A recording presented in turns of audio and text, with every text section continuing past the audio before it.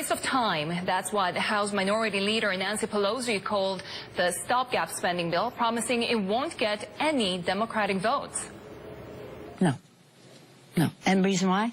Because it has nothing about opioid epidemic, has nothing about veterans funding, nothing about CHIP, children's health insurance.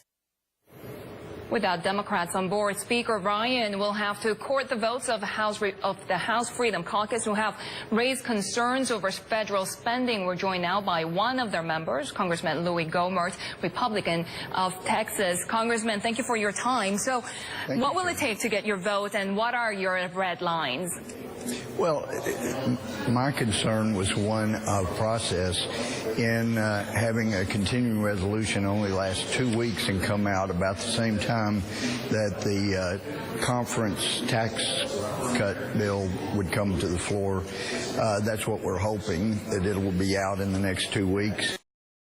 Just from my experience, 13 years in Congress, if you set a spending bill to come due at the same time as a tax cut bill for nearly all the Americans except the wealthiest, then there's a good chance there will be senators that say, you know what, we got the spending bill coming up. You get me this or that, and I will vote for your tax cut bill for the Americans. And we end up having things like the Louisiana Purchase and all the kind of efforts to buy senators' votes that sometimes goes on. So I'm very concerned about having those two come together about the same time because of the kind of really crass greed that comes to the surface when it happens. So that was more my concern.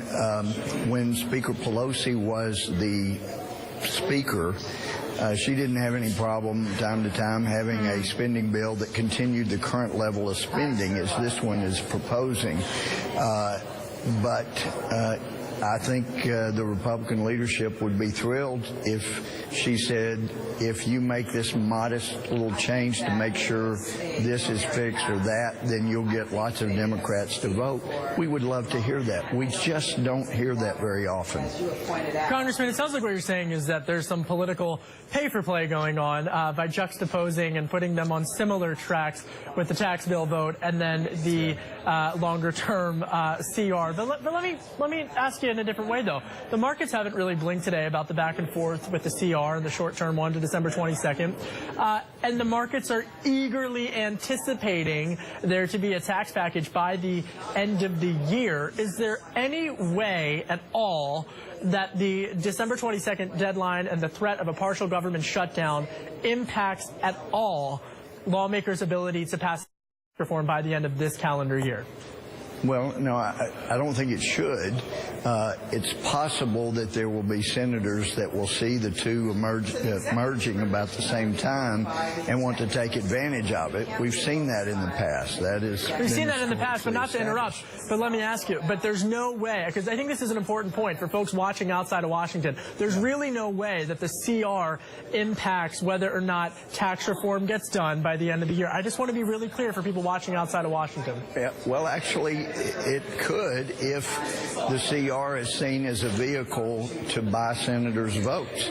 I hope that will not be the case. But let me tell you, this tax reform is so important because we saw for the last 8 or 9 years, we saw the stock market do very well. Once we got past 08, we saw it do very well. But Americans did very poorly. President Obama admitted for the first time in American history, 95% of America's income went to the top 1%. That had never happened before.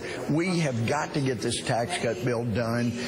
Number one, it will be tax cuts for most Americans except for the very wealthy, but it will be the huge cut on what is the largest tariff that any industrialized nation puts on its own goods and services. That's what a corporate tax is, a tariff on our own goods and services. But Congressman, that will stimulate jobs and help real Americans. You've been against the Senate's sunset provision when it comes to individual tax cuts. If that goes through in the final bill, will you still be able to vote yes? And I'm sorry, tax cuts for who? the sunset provisions for individual tax cuts? Well, the individual tax cuts, that needs to be there. That will help Americans immediately. I would rather just go to a straight flat tax. If you make more, you pay more. You make less, you pay less. But that is not where we've gotten. The House version gets down to really 4 brackets, but the Senate has more. That's going to have to be worked out. But we certainly don't need to delay the dramatic cut in the big tariff we put on our own goods known as the corporate tax. That's really going to help Americans, but so is the individual tax cuts. The individual need to be there so that we can help Americans immediately. Yeah. The corporate tax cut will help them dramatically in the next few years, for sure. All right, Congressman Louie Gohmert from Capitol Hill, we thank you very much for your time on a busy day in Washington. It is that.